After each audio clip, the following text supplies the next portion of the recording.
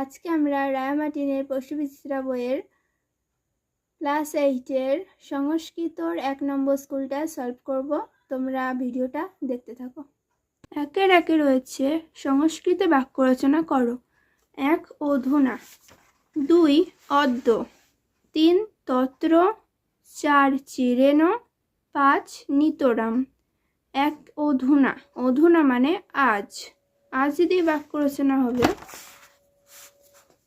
অধুনা, অধুনা অহং বিদ্যালয়ং গচ্ছামি, এখন আমি বিদ্যালয়ে যাচ্ছি। তারপরে বলেছে অদ্য, অদ্য মানে আজ। অদ্য শুক্রবারস্য অস্তি, আজ শুক্রবার। তত্র মানে সেখানে, তত্র একং সুন্দরং উদ্যানং অস্তি, সেখানে একটি সুন্দর উদ্যান বা বাগান রয়েছে। চিরেন, চিরেন দিয়ে বাক্য রচনা হবে স চিরেন গৃহং অগচ্ছতি, সে সেই পথ দিয়ে বাড়িতে যাচ্ছিল। নিতরাম, নিতরাম দিয়ে কি হবে জলং নিতরাম শীতলং অস্তি, জল হলো প্রচণ্ড ঠান্ডা। তুই বলেছি সন্ধি বিচ্ছেদ করো। 1 মন্মন্থ, 2 অবঘট, 3 মাতুরোদনম, 4 দারেশা এবং 5 কোহপি। দেখো একে বলেছে মন্মন্থ, মন্মন্থকে সন্ধি বিচ্ছেদ করলে হবে মনসযুক্ত থ মন্মন্থ। 2 বলেছে অবঘট, অবঘটকে সন্ধি বিচ্ছেদ করলে হবে অবযুক্ত ঘট। 3 নম্বর বলেছে মাতু রোদনম, মাতু রোদনমকে সন্ধি বিচ্ছেদ করলে হবে মাতুযুক্ত রোদনম। 4 বলেছে দারেশা, দারেশাকে সন্ধি বিচ্ছেদ করলে হবে দ্বারযুক্ত এশা দারেশা। 5 রয়েছে কোহপি, কোহপিকে সন্ধি বিচ্ছেদ করলে হবে কোহযুক্ত ওপি কোহপি। 3 নম্বরে বলেছে সংস্কৃত অনুবাদ করো। 3-1 বলেছে তার মাহাত্ম্য মহাভারতে বর্ণিত আছে। এটাকে সংস্কৃত অনুবাদ করলে হবে, দেখে নাও, তার মাহাত্ম্য মহাভারতে বর্ণিত আছে।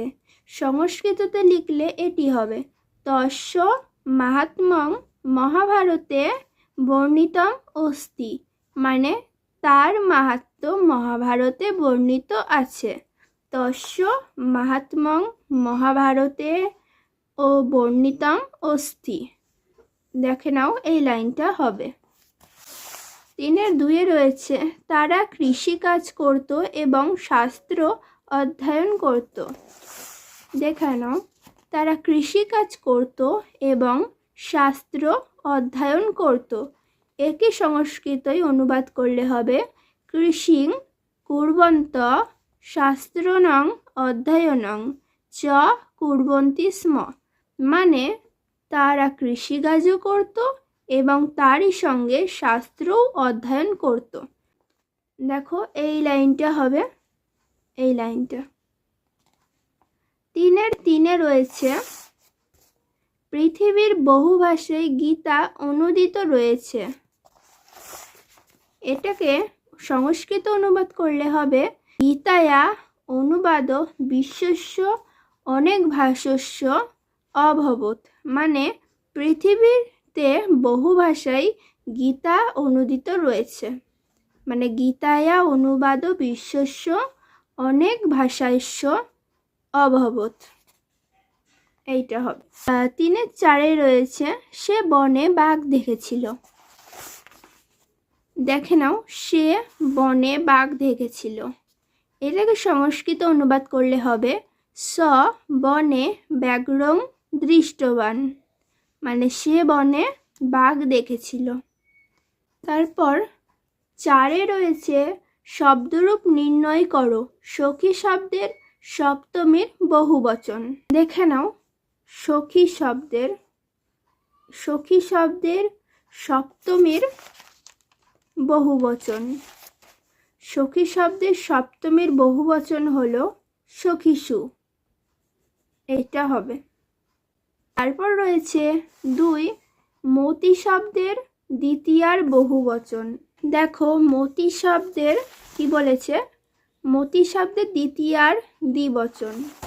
মতি শব্দের দ্বিতীয়ার দ্বিবচন মতি, ম তয়ে দীর্ঘী মতি। তারপর 4-এর 3-এ বলেছে পতি শব্দের তৃতীয়ার বহুবচন।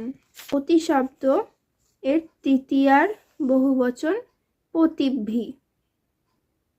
তারপরে রয়েছে 5-এর 1-এ স্থা লোট প্রথম পুরুষের দ্বিবচন ধাতুরূপ নির্ণয় করতে বলেছি। স্থা লোট প্রথম পুরুষের দ্বিবচন। এই যে স্থা ধাতু লোট প্রথম পুরুষের দ্বিবচন তিষ্ঠতাম, তিষ্ঠতাম হবে। 5-এর 2 পট ধাতুর লং মধ্যম পুরুষের দ্বিবচন।